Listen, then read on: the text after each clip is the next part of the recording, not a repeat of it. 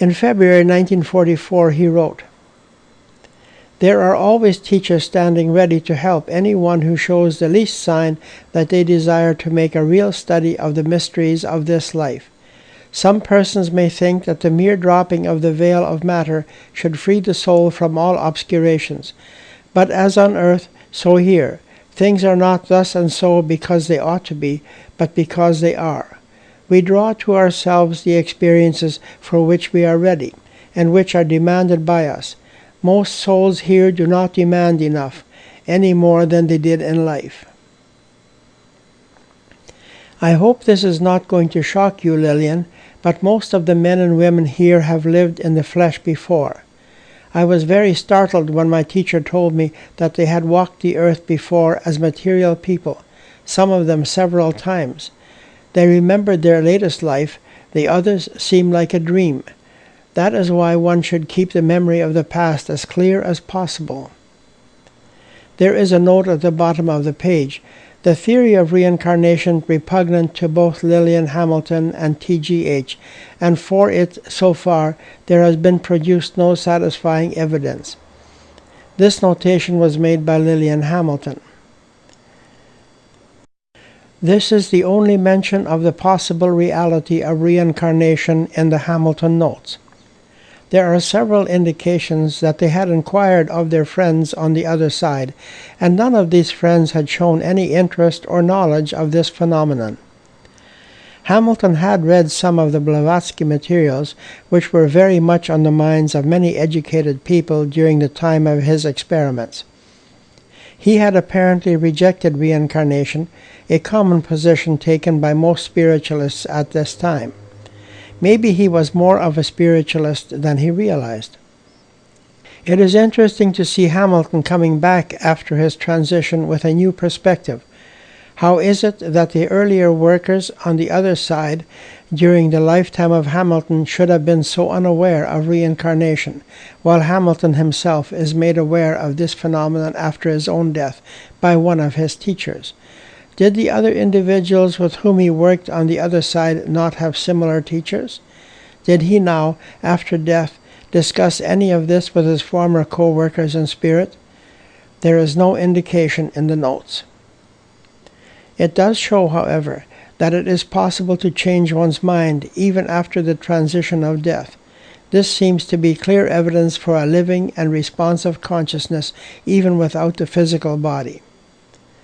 In April 1944, Dr. Hamilton wrote, "My object in writing these notes is primarily to convince a few people, to strengthen their certainty in the fact of immortality, in the survival of the soul after the body changes which are called death.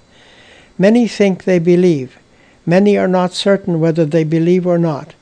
If I can make my presence felt as a living entity in these writings, it will have the effect of strengthening the belief of certain persons in the doctrine of immortality." How long will it be before everyone realizes that the world is not governed by the caprices of a demon being speculating on human anguish, but is governed by a just, patient, benevolent law of evolution on earth as well as on the higher planes of existence? On October 1st, 1929, Walter had transmitted a poem to the group. A Curve in the Road. The way has been made more clear to us. It isn't so clear to you. For we're just a wee bit ahead on the road, and the curve cuts off your view. Each day give some help to your fellow man. Life gives you a chance to serve. And that way you become a part of the plan, with a glimpse of the road round the curve. And he would be chiefest among you all, the server who carries the load, for he sees in his heart from the very start the view round the curve in the road. And we think that this knowledge will help you on, will help you to carry the load, to know in your heart from the very start there's a view round the curve in the road. Dr. Hamilton had moved just a bit ahead and could see around the next curve in the road, and he wanted to share his new vision. And finally, Lodge quotes from Tennyson's poem, The Ring. The veil is rending. The voices of the day are heard across the voices of the dark. The Hamilton home, in which the most exhaustive experiments in the world were done in the various aspects of psychic phenomena, and the most complete records of these experiments kept, still overlooks Hespeler, along which the depression dust storms of the 20s swept so long ago. And the very small seance room upstairs is, as of August 2010, still there, although now it is a small office. The hot water register from the heating system still has its place between the two large windows facing east. Her brothers Glenn and James predeceased her. Margaret died in 1986. She and her brothers and parents and the rest of her family are buried in the Elmwood Cemetery in Winnipeg, Manitoba, just a little more than a stone's throw from where the old 185 still looks out over Old Kelvin Street, now renamed Henderson Highway. Through the years of working with the various phenomena, the Hamiltons had faced many challenges and difficult times, as well as times of renewal and encouragement. At times the sitters became impatient for new developments, and at others they lost interest. Some were always leaving, and others were joining the circle.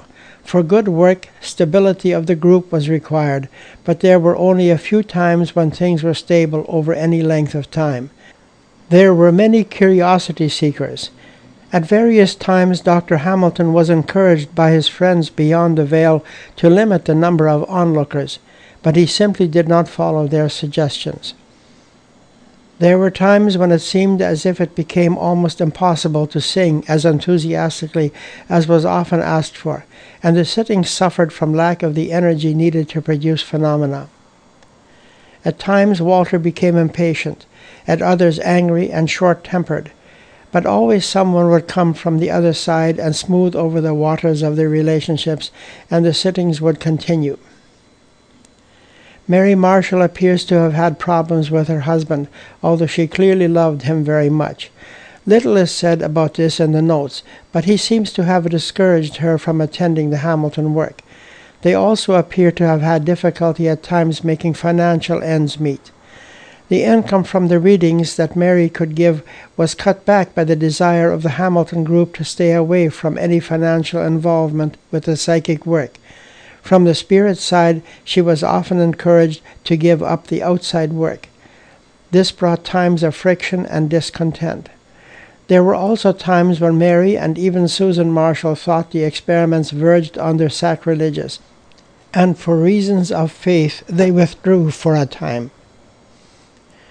It is amazing that in spite of all manner of practical difficulties, the often bitter cold of winter travel after the work of the day, and the torrid heat of summer, icy autumn and spring streets, and the grime of the early 1930s Depression years when great clouds of dust rolled down from the west and blanketed the city and gathered on window ledges and seeped in at every crevice, they still continued to gather year after year to amass proof of the continuing life beyond the grave. Houses before the 1950s were built with no insulation in the walls, and the little seance room was often cold in winter and very hot in summer. Winnipeg, Manitoba is almost exactly in the center of a large continent. The weather patterns follow the usual mid-continent extremes of heat and cold and relative humidity. Strong winds and heavy rains and sometimes hail in summer, and sleet and winter blizzards are common, and there is no dearth of strong summer thunderstorms. Having spent 74 years in and around Winnipeg, I can state what every former resident of Winnipeg will attest to, that there is plenty of weather in Winnipeg. And then there were the times when experiences brought renewed hope and vigor and energy, such as when the Hamiltons went to England in the summer of 1932 and had a sitting with Mrs. Singleton. There they saw some wonderful materialization phenomena, and the Hamiltons went home very impressed and encouraged to continue on the arduous task that had been offered to them.